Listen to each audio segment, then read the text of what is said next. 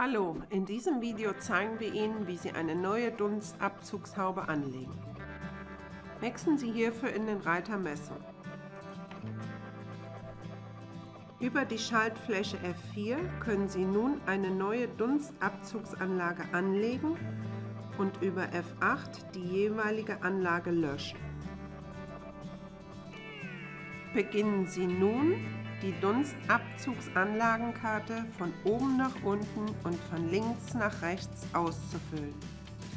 Zunächst beginnen Sie mit der Zuordnung der Wohneinheit. Hier können Sie festlegen, welchem Betreiber die Abzugsanlage zugeordnet werden soll. Alternativ können Sie das über den Button Wohneinheit machen.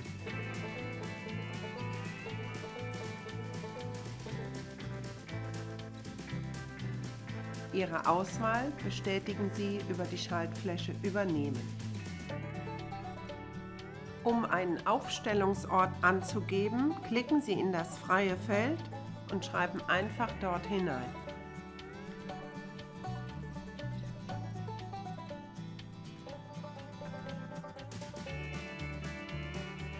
Nun tragen Sie die Daten der Dunstleitung ein.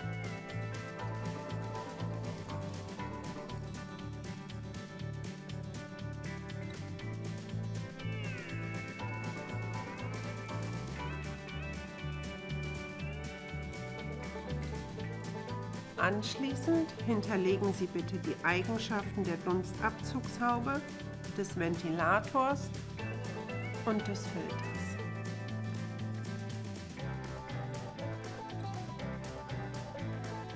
Jetzt können Sie den Messturnus und die dazugehörigen Tätigkeiten bzw. Gebühren der Dunstabzugshaube entsprechend anpassen.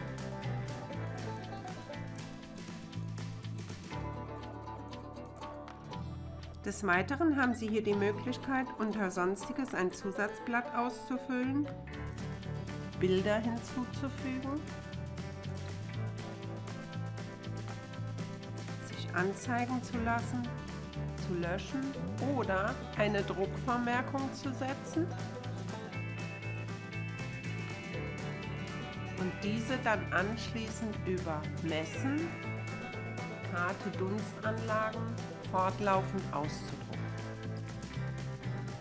Über die Schaltfläche F7 oder mit einem Rechtsklick im Bereich Messung und Mängel können Sie eine neue leere Messung anlegen. Bestätigen Sie diese Ansicht bitte mit Ja. Es wird nun eine neue, positiv ausgefüllte Messung angelegt. Sie können über die Schaltfläche drucken, diese Messung auch ausgeben. Hier können Sie nun das gewünschte Formular auswählen, verschiedene Einstellungen vornehmen sowie das Formular ausdrucken. Abonnieren Sie unseren Channel und verpassen Sie keine News mehr aus den Bereichen Gebäudeplanung, Energieeffizienz und Handwerk.